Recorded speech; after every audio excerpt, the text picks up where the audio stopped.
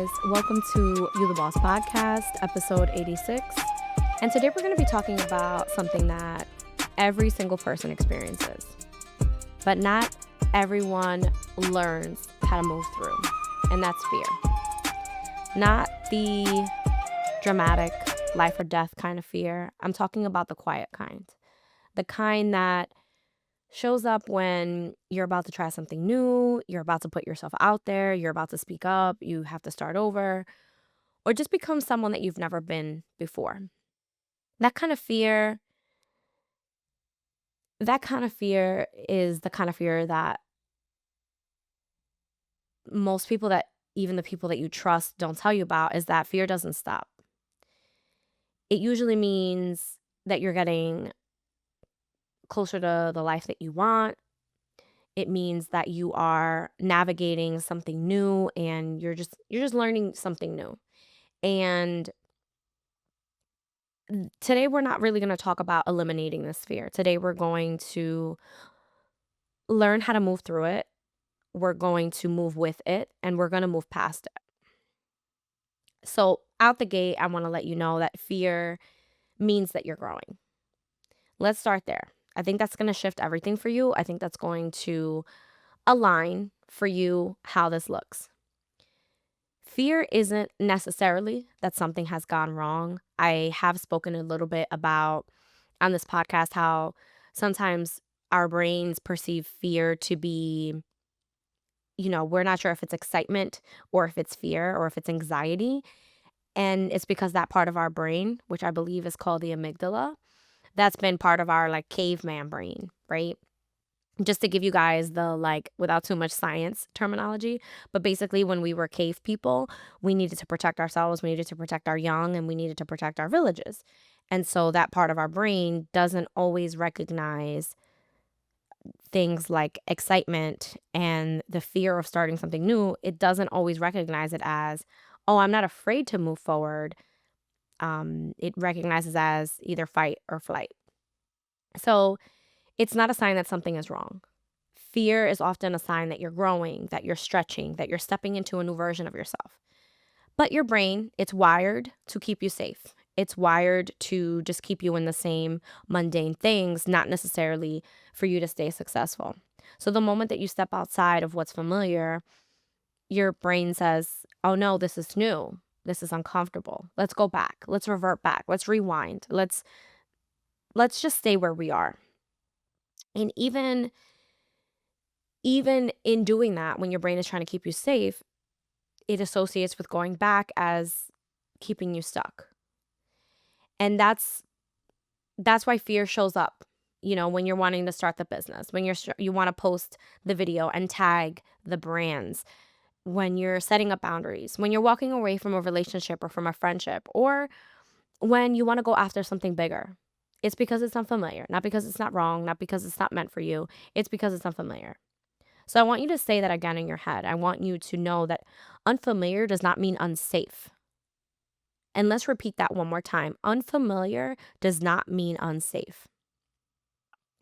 So tying this in a little bit, courage isn't confidence. Everyone assumes that when you do something, it's because you're not afraid, you're fearless. And actually, that's just not true. A lot of people get stuck in that. They think that if I don't brave this out, then that means that I lack confidence. And they think that they're going to take action when they are confident. And that's just not the case. That's just not how these things align. Confidence is built after you take the action. It's actually the other way around. It's not before. Courage is not a personality trait. It's not something that you're born with. It's not something that, you get up as a 2-year-old and you're like, yep, I'm confident. I'm courageous. This is who I am. These are the things. This is a skill. It's a skill that you sharpen. I want you to think about courage as a knife. And I want you to think of the action of it being the sharpener. And that's how you sharpen that courage and that confidence, is by running it through, the action of it. And you build it the same way that you build anything else. You repeat. Every time that you do something that you're uncomfortable with, when you speak up, even when your voice shakes a little bit, when you feel unsure but you still show up, you're casting a vote for a braver version of yourself. And over time, that version becomes just who you are. It becomes it becomes the person that you see in the mirror as opposed to someone that you see outside of yourself. I'm going to give you some tools today based around this on how to take action even while you're still afraid. I always like to treat these I always like to treat these tools to you as some practical forms of things, but also letting you know that this is where the change happens. This is where you can create this for yourself. So, number one, the one brave move rule. Instead of overwhelming yourself with everything that you should do, ask yourself, what's one small brave thing I can do today? It's not perfect, it's not huge, it's just intentional. Small action builds momentum, it reduces overwhelm, it proves that you can do hard things. You can do hard things. This is not new to you. We've talked about this before. It puts you in a position to say, you know what? I just started one little step. Today was just the day that I picked up and I started to move, and it's going to create that snowball for you. Number 2, fear versus fact check. Fear tells stories. That's what fear loves to do. So when you're in that moment being faced of what am I afraid of? You write them down. Write the things that maybe you're afraid of happening, or what's the evidence that you actually have on that. Most of the time, you'll realize that you're reacting to a possibility, not a reality. You're making a choice or you're being anxious about something that just hasn't happened yet. And that awareness alone creates a space for you to move forward. It creates a space for you to fact check yourself when you're feeling this fear, you're feeling this anxiety. Number 3, the 5-second rule. This one comes from Mel Robbins. However, you may feel left or right about Mel Robbins. The 5-second rule. It's when you feel fear or hesitation, count down backwards from 5, and then go. Because the longer you wait, the more that your brain will talk you out of it. Action has a small window. Take it before fear closes it. I can use the example of laundry for this. You finally got to the load of laundry that you did 3 weeks ago, and you're like, why did it take me so long? And whatever the actual facts are around that and why it takes so long to do that, I know that we all have it. So I know you're probably smiling about this, like, oh yeah, I do have a load of laundry that I gotta take care of. You know, the reason that it takes so long is because we don't just immediately take the action. I have a friend of mine whom, in the basis of laundry, I know that she pulls things out of the dryer and folds them and then puts them in the basket and brings them, to where they go. And that's just how she does her laundry, and that's how it works for her. And I think that it would align better, when we do that, when we take that 5-second rule and we just count down 5, 4, 3, 2, 1, go. Number 4, identity anchoring. So what that means is you asking yourself, who am I becoming? When you feel that fear, when you feel the different, resistance to yourself about different things that you want to start and do, ask yourself, who am I becoming? What would that version of me do right now? Not the scared version, not the comfortable version, the next level version, that level up version of yourself. And then act like that person, even if it feels unnatural at first. And it will feel unnatural at first. So you already know that it's going to feel unnatural. So no reason to feel like, what if this feels unnatural? Because you already know that it is. Number 5, I want you to normalize discomfort. I am here to bring it up. I'm here to make it a point to continue to say it. Social media has normalized making everything look soft, making everything look easy. You're so used to seeing someone else's highlight reel that you forget it's uncomfortable to get up at 6 a.m. and work out for 45 minutes and then go about your day. You forget that, you know what? It is hard. It is hard to run a household, work a 9 to 5, build a business, build a podcast, still be social, still take care of the day to day things and take care of yourself.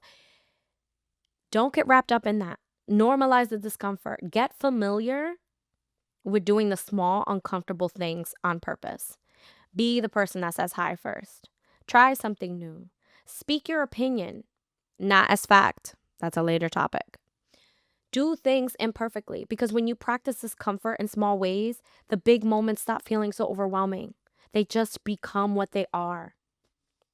Fear isn't a stop sign. That's what I want you to take away from this episode today. Fear is not a stop sign. Let's start to reframe fear completely. Fear doesn't mean that you're not ready, that you're not capable, or that you shouldn't do it. Fear means that you care. You're stepping into something meaningful. You're expanding. So instead of asking, why am I so scared? Why is this scaring me?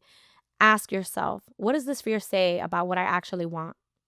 Because usually fear is pointing directly at it. You don't need to feel ready. This is the part that I really want you to hear. I'm here to tell you that everything that you need to achieve what you want to achieve, you already have. You don't need more time. You're definitely not getting any more of that. You don't need more confidence. You don't need more validation. You don't need more followers. You don't need anything else.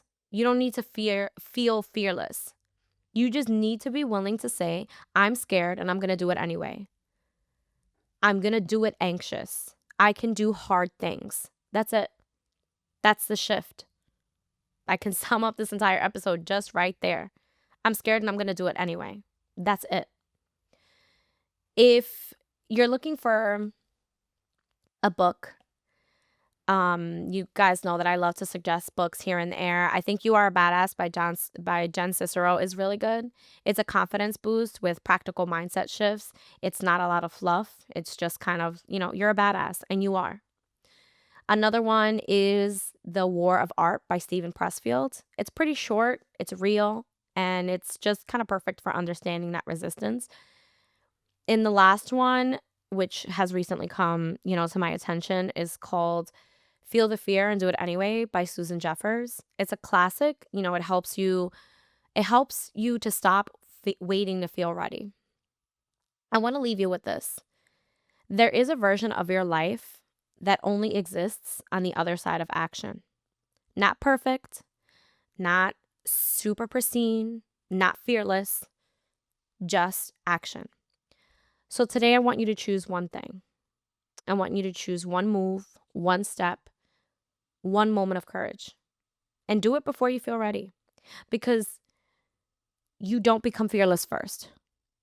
You become fearless because you moved anyway. I want you to repeat after me. I can feel fear and still take action.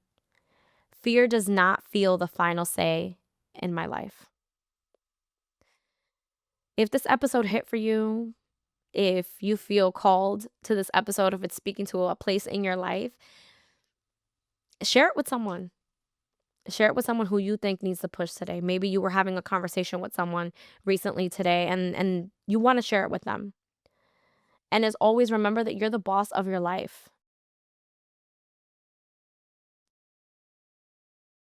You are the boss of your life. So start acting like it. Thank you for listening. Come back again next week for another episode of You the Boss podcast.